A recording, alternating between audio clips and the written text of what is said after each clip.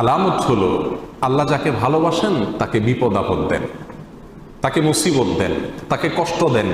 এটা হলো একটা আলামত যে আল্লাহ সুবহানাহু ওয়া তাআলা ওই লোকটাকে ভালোবাসেন।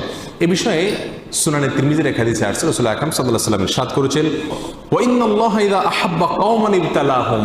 আর যখন আল্লাহ সুবহানাহু ওয়া তাআলা কোনো মানুষকে, কোনো জাতিকে ভালোবাসেন তখন তাদের পরীক্ষা নেন, তাদেরকে মুসিবত দেন, কষ্ট দেন, রোগে শোকে অসুবিধায় ফেলে নানাভাবে আল্লাহ সুবহানাহু ওয়া তাআলা তাদেরকে পরীক্ষা করেন। এই যে বিপদ আপদে ফেলে দেওয়া, এটা কিন্তু আল্লাহ সুবহানাহু ওয়া তাআলার ভালোবাসার একটি আলামত। ফামান রাদিয়া ফালাহুর রিদা ওয়া মান সাখাতা ফালাহুস সাখত।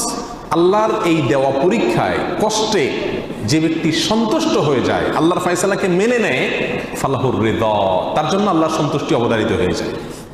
আর যে ব্যক্তি আল্লাহর এই ফয়সালায়, আল্লাহর এই কষ্ট দেওয়ায় সে অসন্তুষ্ট হয়ে যায়,